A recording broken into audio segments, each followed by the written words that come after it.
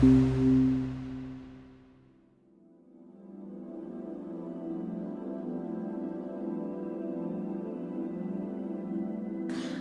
as Brian said, I'm Ersela, and I'm an architect, and I'm a curious urbanist. So today I'm here to talk to you about emerging trends in what might affect our cities. That's what I'm interested in.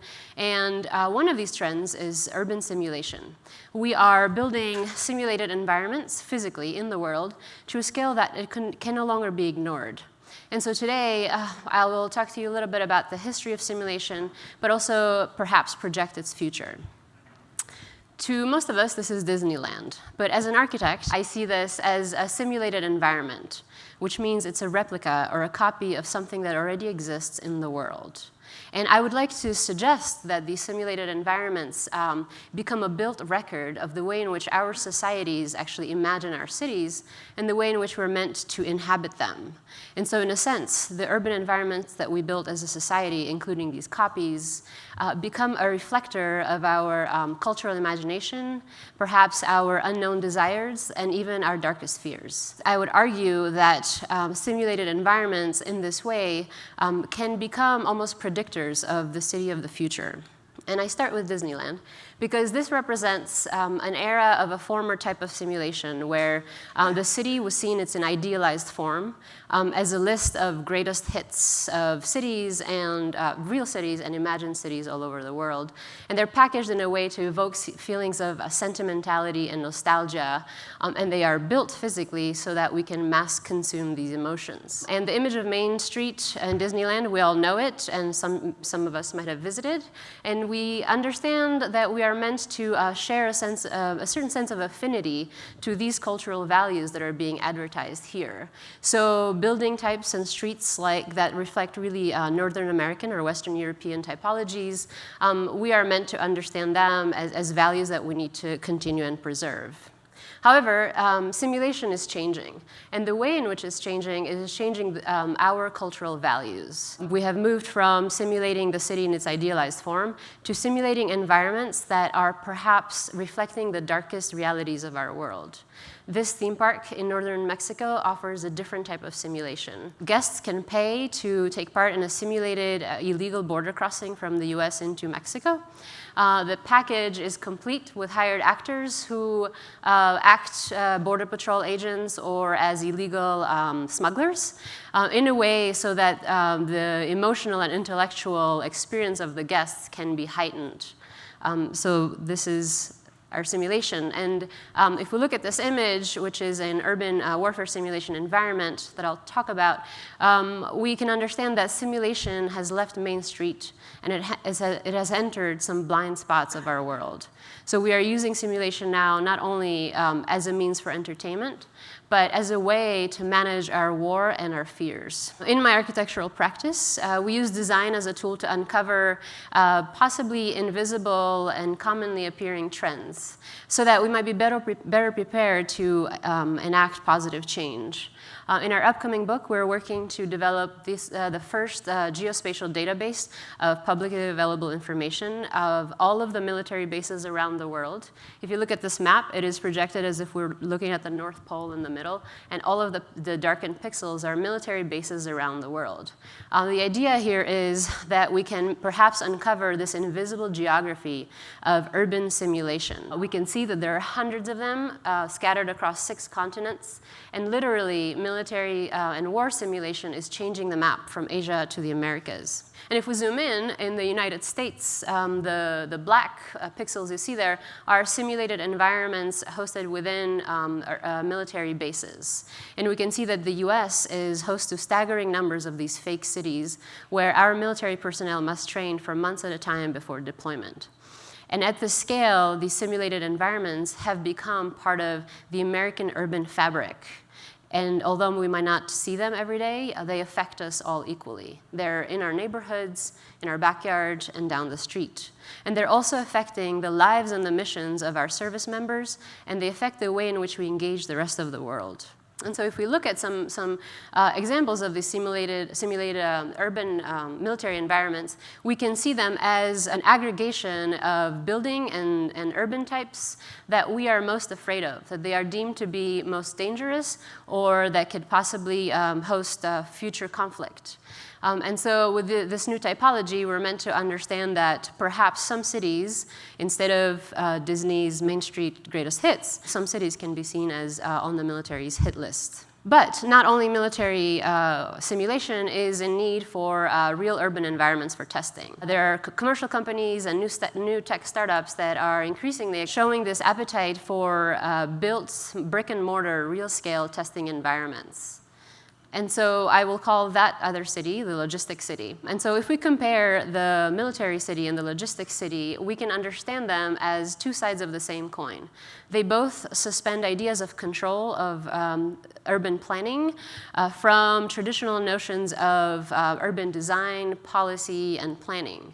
While the military city deploys its troops out or its trainees in simulated environments in order to understand the complexity of battle, similarly, the Logistic city deploys unmanned drones and driverless cars. So the similarity is seen also not only in their built environments, but also in the infrastructures and the technologies that they share.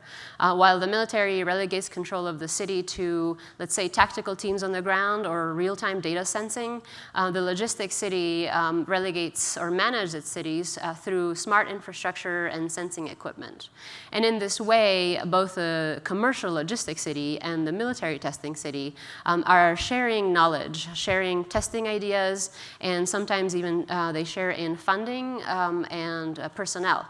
However, they each achieve very different ends. So while the military tries to predict the chaotic, the informal, and the unpredictable, the Logistic city is designed to compute exactly the opposite. It is designed to optimize the interface between new technologies, human behavior, and new forms of commerce within a very generic city order.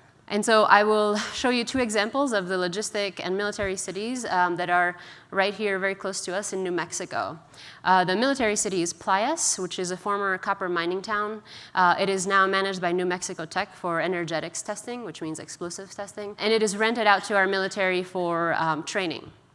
Playas is a really interesting moment in the shift of the engagement our cities have with simulation.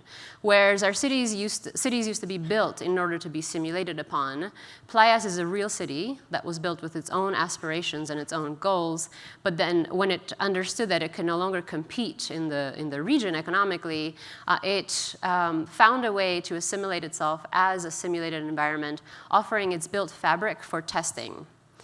And as we may assume or understand, the military requires hyper-realistic testing environments. And Playas knows this very well. So in Playas, we have real buildings, and the military prefers this over stage sets, because real buildings offer the true material resistance that our troops would encounter in battle.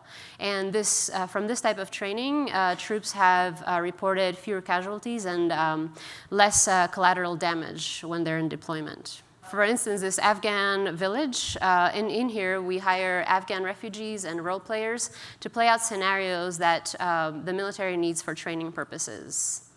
And what's interesting about Playas is that since it has insinuated itself as a simulated environment, it has still found a way to go through changes or growth patterns that normal cities or real cities do.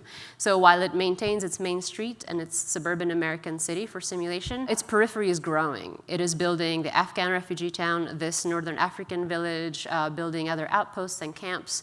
In a way, it's sprawling out into the New Mexican desert. And the parallel, the Logistic city I'd like to share with you is what is called CITE, the Center for Innovation, Testing, and Evaluation. It is still in planning phase and in fundraising.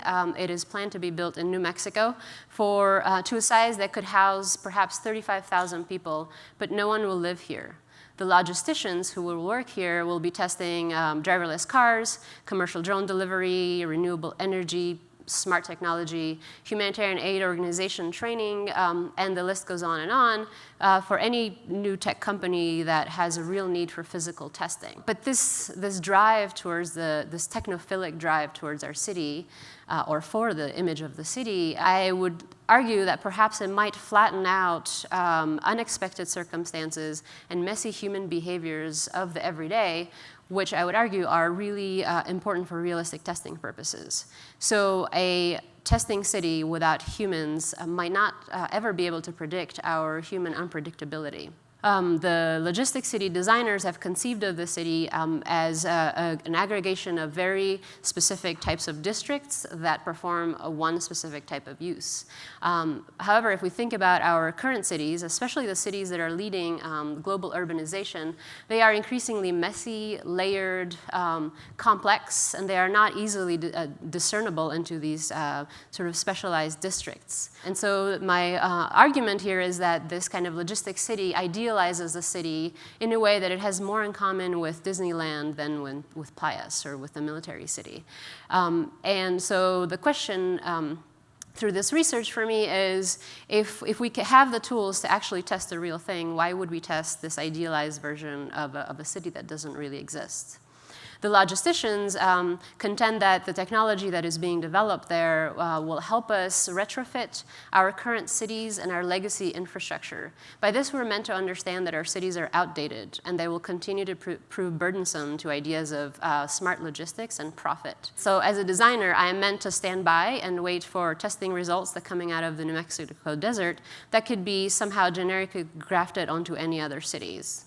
So instead of waiting, I'm proposing for El Paso and other cities like it to understand that there is an incredible future here in re-understanding or reworking the relationship of cities to simulation. El Paso, as we know it, the El Paso-Juarez border region, offers an incredibly complex environment of cross-border infrastructure, commercial logistics, surveillance technology, arts and cultural exchange of one people divided by two nations, energy extraction and export, and the list goes on and on. If we add to this the idea that, or the fact that El Paso has 330 days of sun, an incredibly powerful windy season, a really productive monsoon season, and we are on top of one of the largest aquifers in the nation, El Paso, to me, and hopefully to you here, sounds like the perfect milieu for testing. I would call on El Paso to reimagine itself as an environment for testing where it is developing its own smart infrastructure and smart logistics technologies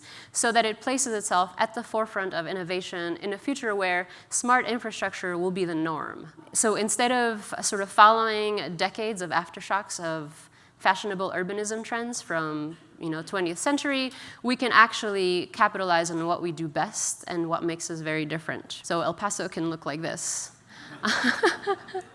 And so I would like to kind of leave you here today with this thought about our cities and what does this actually mean.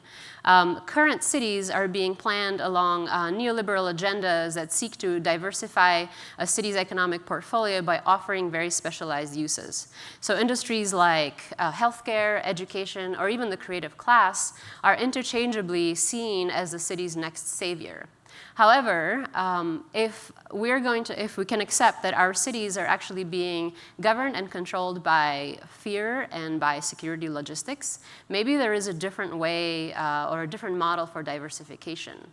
I'm calling for our cities, including El Paso, to kind of think about maybe diversifying along interests of security, and these ideas of managing fear, and so that perhaps we could actually construct and inhabit a simulated conflict environment. Imagine what it would look like or how we would feel as citizens of a city in peace if we are simulating war and conflict for a brief moment of time. It might help us understand that the other over there in war is closer to us than we imagine. Or if a city at war or in conflict can take a moment and simulate peace, a lot can be learned there.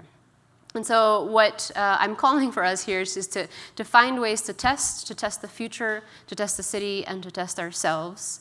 And in El Paso, this could look like a think tank of designers and tech startups who are looking at the intersections between simulation and logistics and what that really looks like. So let's say we're measuring environmental pollution or surveillance sensing equipment. What does that actually mean in our public spaces? And most importantly, how can we maintain human agency and anonymity where we can opt out from this future of smart logistics?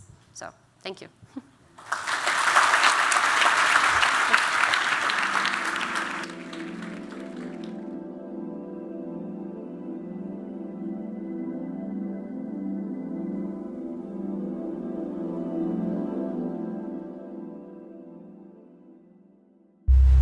Thank you.